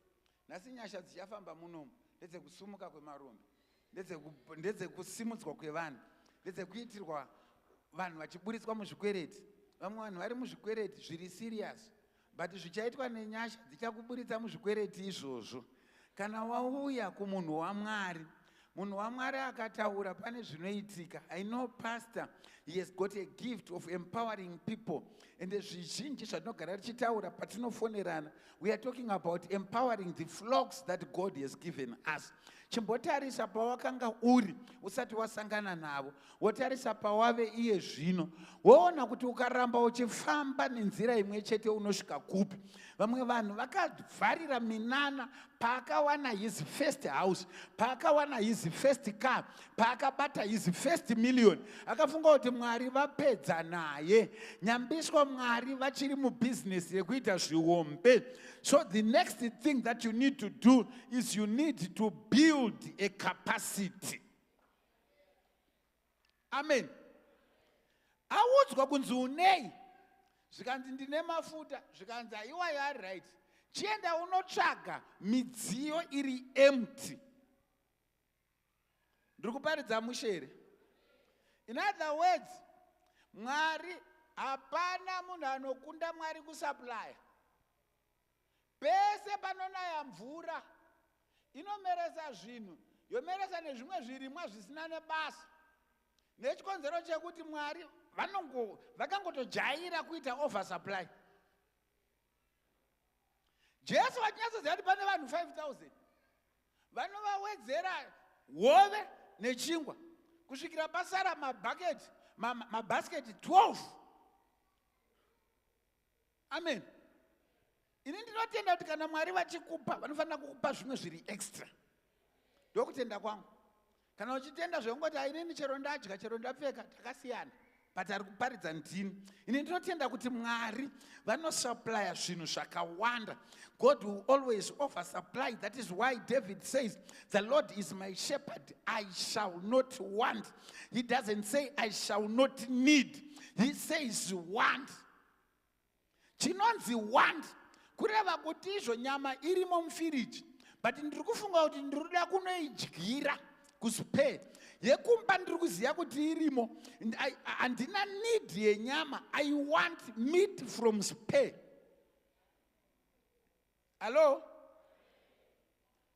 Nhasi ndaona vanhu vakapfeka masutu panapa, makachena cheche panapa. Pastor, varume vese vari muno vakapfeka masutu, almost everyone, pane vashoma wavo. But vazhinji ndokumbira varume vakapfeka masutu ingosumuka imesi kuitira kuti tisazo Pastor P mboonai zvaitika pana varume vakapfeka masutu. Kusara kwangu ini ndisina sutu, but nhasi so good varume panapa chete. Zvese izvi ndotenda kuti dzamakapfeka dzimwe dzamasiya kumba, but you have just decided that I want to put on this. Our God is a God of oversupply. Ngativaombere vachigara pasi. Saka, when God wants to elevate people, He wants people who build capacities. What do I mean by building a capacity? Gadzira panokwana munana wauri kunamatira. Ndiri kuparidza zvakanaka here? Vanhu vaneta. Maneta ka? Matamba. Maneta.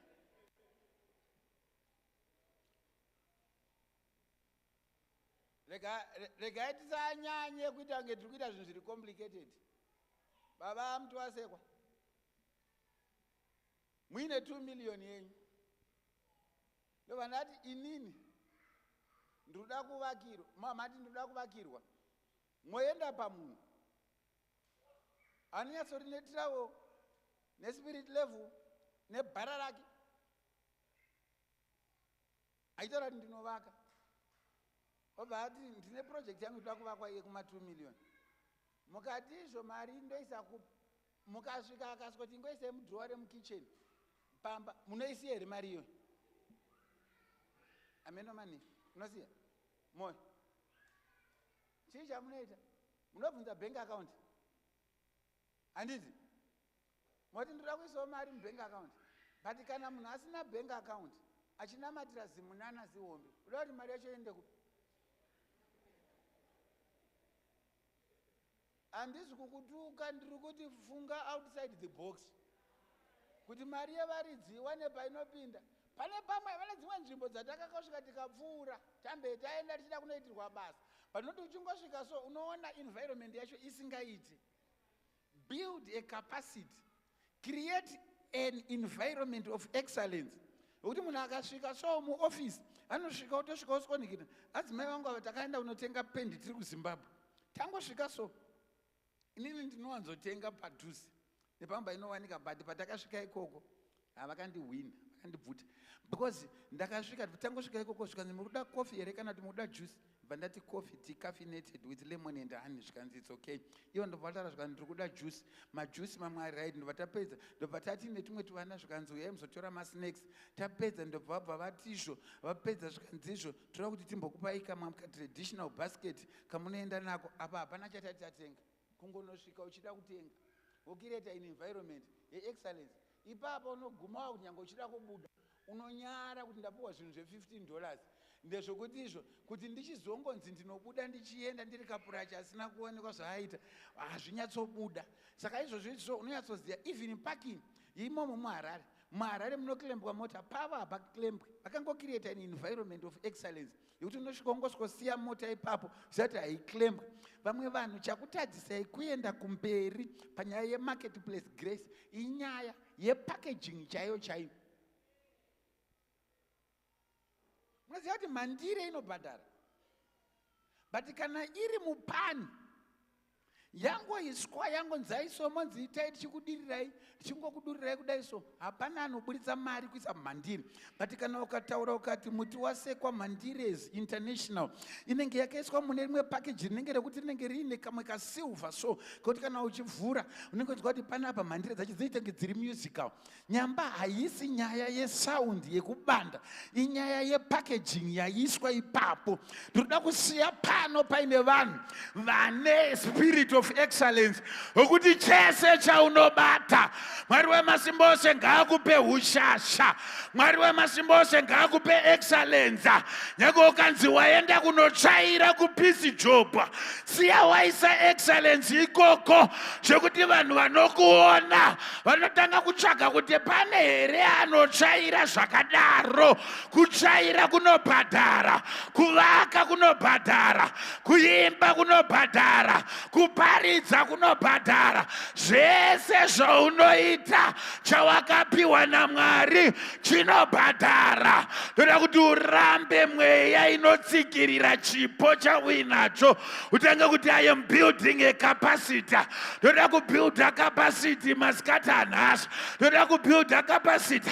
Amai ava vanoti izvo zvisingabhadharwe ndakuenda kunotora. Vanoenda vanotora ma-empty jars. But the prophecy said, do not take a few. Ndinoda kuti ubuild a capacity. Uti Mwari kana ndakuronga ndaya yekutengesa fuel handisi kuzotengesera muzvigubhu. I am going to use the tankers. Build the capacity. Kana tiri muprayer room ndoma tinotanga kuronga zvihombe. Aripo here ari kuronga zvihombe anoti Mwari ndoda zvihombe, anoti ndakudeclare baba ndinoda zvinhu zvihombe, handidi capacity dike. Vanhu vazhinji tinomhanyirira kuna Isaiah 54 verse 17, but inotangira pachapter 1 paverse 1 inoti sing, O barren woman, because your children they are going to be more. But usati wane vana vanotanga kunzi extend your territory, extend your borders, do not hold back. Otanga kugadzirisa pamberi apa pe-divine protection panotozouya but chinotanga chaitwa kubuilda capacity. How do you see yourself? Chaunoti chihombe chi Mwari ngakupe ziso rinoona mukana, ziso rinoona potential. Maya bashika. Mfundisi, munomo mune vanhu vakaiswa zvinhu zvihombe naMwari. Vamwe vanhu vanochema vari kukunetsai nekutsvaga mabasa. Vamwe vacho chikuita kuti vashaye mabasa. Vari kukunamatisai munamato unonzi uri amisi. Ndo vari kufanira kucreata mabasa. But here he is looking for a job. And yet he is an employer. Pamberi paMwari vanhu vari kutoti Mwari vari kutoti vanhu vese vasina mabasa vari kufanira kupiwa navagondwa. But vagondwa vanenge vari busy. I hereby apply for a vacancy. For more about my character and ability, I refer you to Pastor Munema. Ndivo vari paCV obvanzi na Pastor Chirich. Wapedza kudaro. Hapana kana chinobuda. Mwari vari kuti kwauri kuenda hakusiriko. Pane kuhombe kwandakakugadzirira. Pane vanhu vakagadzirirwa zvihombe nhasi. Ivava ndo vandangotumwa kuzopika. Vanhu vane marketplace grace. Saka prophecy inoti haikona kutsvaga mavessels mashoma. Kana uchigadzirisa zvihombe. Inzwa ndinoda kuita zvinhu zvihombe. Pamwe handisi ndiri kutaura nemunhu wese. Hapana kana mushobona kuti tinoparidzira munhu wese mufundisi. Nhasi ndiri kuparidzira vanhu vari kupiwa marketplace grace. Vari munomu.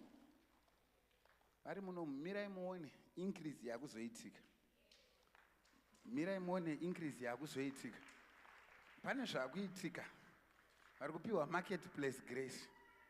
Kana nyasha dzauya so, vanhu vanotorwa vachiendeswa pavanga vasingafungirwi. Satani ane system yekufugidzira vanhu. Wovapa identity dzisiri dzavo. Vanhu vachikutarisa vanokuona kunge hapana kwauri kuenda. Kana vakakuona unoonekwa semunhu wenhamo. Kana ukaonekwa unoona semunhu wekudzungaira. Sechirikadzi iyi yaionekwa sekunge zvinonzi amai ava payo papera. Havana kuziva kuti vari kutaura nerefinery. Pane marefinery enyasha panapa. Pane vanhu vakagadzirwa naMwari kuti vamete the needs of the community. Nhamo yanga iri munyika iyoyo yanga iri nhamo yemafuta. But mafuta acho akanga asiri ekubva kumaolives. Anga ari mafuta enyasha. Patinoisa effort yedu sevanhu, nyasha dzinoita take over. Patinoisa effort yedu sevanhu, nyasha dzinotanga kuincrease vanhu. Chatinowira kuna Mwari kuzouya kuzosikotora nyasha. Pane vanhu vari kudzokera vatakurana nenyasha. Pazuva ranhasi unodzokerana watakurana nenyasha. Nyasha dzinoziva, nyasha dzinoona, nyasha dzinotsvaga vanhu. Pane vanhu vane nyasha. Nyasha dzako hadzizi kupolokwana. Nyasha dzako dziri muno. Nyasha dzako hadzizi kuUK. Nyasha dzako dziri muno. Nyasha dzako hadzizi kuAmerica. Dziri muno muRoadport ayabaya mashamanda. Pane vanhu vane nyasha dziri panapa. Chandiri kukutaura ndechekuti nyasha dzakuona. Grace has identified you and grace has located you. Pane kuonekwa kwawaita. Nyango uri musituation yakadiya. Mwari havana basa nenhamo yaunoona. Rimwe zuva vachitaura neIsraeri. Vanoti Israeri ndakakuona. Wakarara muropa ramai vako. Uchitaka nyika pasina nebasa newe. But ndakati pandakakuona. Ndakati rarama. Ndauya kuzoudza vanhu vari muzvikwereta kuti muchararama. Ndauya kuzoudza vanhu vakavengwa kuti muchararama. Ndauya kuzoudza vanhu vakarejectwa kuti muchararama. Ndauya kuzoudza vanhu vakatukwa kuti muchararama. Ndauya kuzoudza vanhu vakatsingwa kuti muchararama. I have got a prophetic word that I am bringing to the children of God. It's a word of life. Uchararama. Kana Mwari vauya ndinorarama. Kana nyasha dzauya ndinorarama. Kana nyasha dzauya I dominate. Kana nyasha dzauya favor inonditera. Uri kuteerwa nenyasha. Pane vanhu vari kuteerwa nenyasha. Vanhu vanofunga kuti minyama ndo yega inoteera vanhu. But ndoda kukuzivisai kuti Mwari havakundwe naSatana. ruvengo rwasatani haruna kuwanda kupfuura nyasha dzaMwari. Saka munhu waMwari pakutadza kwake kwese akanga aine chinhu chakanaka chaakaita, akanga abvuma calling yaMwari. Saka izvozvo yakanga iri benefit. Kana uine chimwe chawakaitira Mwari, ichocho ngachimbokubhadharawo. Kana uine chimwe chawakaitira Mwari, ichocho ngachimbokubhadharawo. Let it speak beyond the grave. Let it speak to generations. Let it speak where you are not there. In the mighty name of Jesus Christ of Nazareth. Pane zviri kuitika munyika yemweya. Chipo chakawakapa kuna Mwari chinoguma chataura. This man of God had given a service, and that service was beginning to speak beyond his grave. Pane vana vevavhangeri munoma, pane vana vevafundisi munoma, pane vana vevabereki vakabatira Mwari. Vamwe vabereki venyu vakafamba netsoka, muchawana mabenefits ezvakaitwa nevabereki venyu. Pamakashandira Mwari, Mwari achakubhadharaya. Pamba penyu ndo paidyira varombo, nekuti mairima chaizvo. Mwari achakubhadharaya. Mwari asakarurama, anokanganwa basa rakanaka rinoitwa nevana vevanhu. Keep on doing good. Aripo here ari pano anoti handinete kuita zvakanaka, handinete kuita zvakanaka. Kana nyasha dzaburuka dzinonovinga nemafiles mamwe akavharwa. Zvese zvatakaita, wese akaita chakanaka, hapana chakakanganwika. Zvese zvawakaita zvakanaka, hapana chakakanganwika. Zvinoitika munyika yemweya, munokushanda analogy yenyaya yaEsther inonzi Mordecai akati aita zvakanaka, zvakaita kunge zvakanganwika. Kusvikira rimwe zuva mambo anoshaya hope. Kana tataura kudai so, madzimambo anoshaya hope. Kana tataura kudai so, vanga vakakiya zvako vanoshaya hope. Home Affairs Officer akagarira mapepa ako Harare nhasi. In the mighty name of Jesus, akagarira mapepa ako ebond application Harare nhasi nezita ramambo Jesu. Vamwe muchatanga kuwana mamessage kuma 2 a.m. Vamwe muchatanga kuwana ma-emails kuma 1:15 a.m. Ona email yakauya yakati 4:23 ichiratidza kuti ndo zvakuitika. Chii chaitika? Atadza kurara, havarare nezita ramambo Jesu. They are not going to sleep. Mabasa emunhu anotanga kutaura. Ndinoda kutaura kuti mabasa awakaita achataura, nemabasa awakuda kuita izvozvi achataura, achakonzera kuti kusararwe.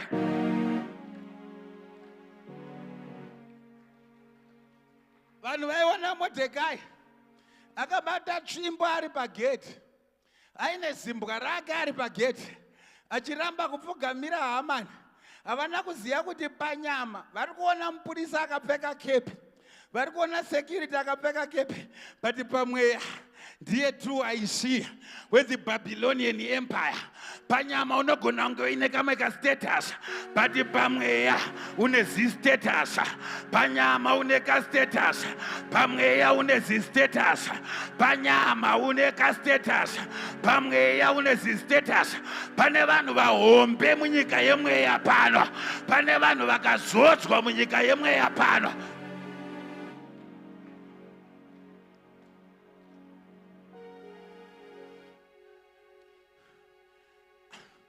Jirijo muri kuona pane nguva yatime tuma kuti ena anoparidza kuOrange Farm nekuEast London. Wosvika wasvikoparidzira vanhu vanenge variko panyama, vaimuona vaiti ndimufundisi wekasangano kekuOrange Farm. Kane vanhu 30, kane vanhu 15, kane vanhu 100, vati pamweya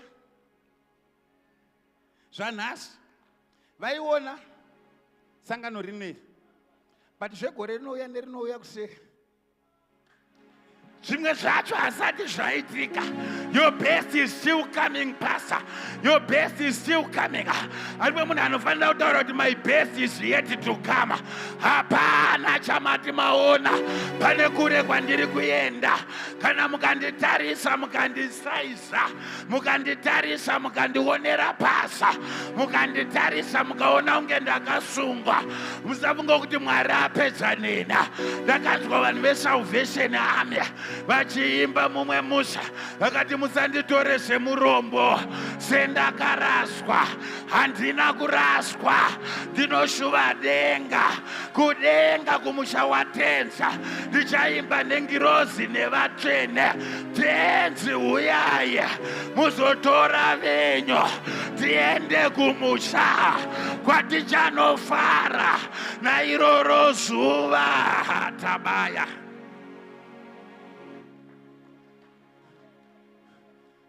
Munawo ere majazi, magadzirire ere mavessels, magadzirire ere mavessels. Things are beginning to happen. Yatamayana. Haikona kuita kakapasiti kadika. Mwari ngaakupe zikapasiti. Nichitanga usvika paKempton Park. Amenochiduwa kana wanga uri mufirst service. Maybe wanga usati wauya mai magaya. Ndinogona kunge mamuripo. First service yangu ndakaudza vanhu ndikati I'm thinking big. Tanga tiri kuma 200 muchechi. But ndatanga kuti I'm thinking big. But mandiri nezwa kuti ndakaloda zvinhu zvaMwari. First inogona kunge ichitaura zvinhu. Structure inenge ichibva kutaura zvinhu. Pataibva kuZimbabwe muna 2008 kwataitenga nematrilioni nemaquintrilioni. Kwatainge tine mashops anga aine machunks. Saka waiti kana ukataura kuti ndine zvihombe zvandiri kufunga, vanhu vaitarisa dama. Vona kuti dama iri harina kana charinogona kufunga. But vanhu ngavaregedze kunyeperwa nedama rako. Vanhu ngavaregedze kunyeperwa necomplexion. Vanhu ngavaregedze kunyeperwa nezvimwe zvaunoapia uya. Pane zvihombe zvakadyarwa naMwari. Pane zvihombe zvakadyarwa naMwari. I am declaring there are champions on the marketplace. Muno mune champions on the marketplace. Regai muone mabusiness ari kuvhovhomorwa naMweya Mutsvene pano. Pano pari kuvhovhomorwa mabusiness mahombe. Mweya Mutsvene ari kuvhovhomora mabusiness anga akavigwa. But kana anga akavigwa, nyasha dzinoita kuti abude. Kana paine dhimoni ranga rakaamedza rinoarutsa. Ukaverenga kuna Jeremiah chapter number 51 verse number 44, notwa Bhaibheri ritaura kuti ndichapanisha Bel paBhabhironi, acharutsa zvese zvaakamedza. Makambana akamedzwa acharutswa nhasa, dzimba dzakamedzwa dzicharutswa nhasa, mabasa akamedzwa acharutswa nhasa. There's something happening in the supernatural realm. Pakati pedu paburuka nyasha, hama dzangu paburuka nyasha. Kana nyasha dzaburuka dzikachikire, kana nyasha dzaburuka dzibate zvine simba, kana nyasha dzaburuka tora nechisimba. Pane word rechiGiriki rekuti kana wakutora nechisimba rinonzi kata lambano. Kana nyasha dzaburuka, you need to kata lambano the grace of God. I want you to kata lambano the grace that is operating. I want you to kata lambano it in the mighty name of Jesus. Whatever you have, use it to kata lambano. Ilabaya mayanda shima rabayanda kaya mianda. Mikana yangu haindi njenga, mikana yangu haindi rasise.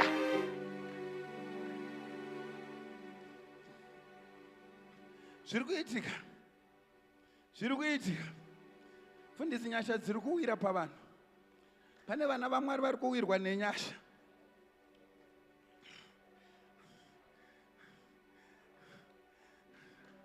You testify on the results. You don't testify on the vision. You testify on the results. Zvisati zvaitika, live an ordinary life. The Bible says, muprofita ataura, vatora mavessels. Bible rinoti akanzi torana nevana vako, zvivharirei, itai process dzenyu silently. Inonzi silent progress. Fundisi ndiri kudeclare nyasha dzesilent progress. Vakomana vezvikwereti vakamirira, vari kuti tinoda kunotora vana. Havaziye kuti amai ava vavhara dhoo. Pane mhuri dzakuvhara madhoo. Vanoti ndakuvhara dhoo izvozvi. Kana ndavhara dhoo, zvatinoita nevana vangu, zvatinoita nemudzimai wangu, zvatinoita nemhuri yangu isecret yedu. There are visions that are unfolding. Mirai muone after 6 months. Mirai muone after 2 years. Mirai muone pasera apa.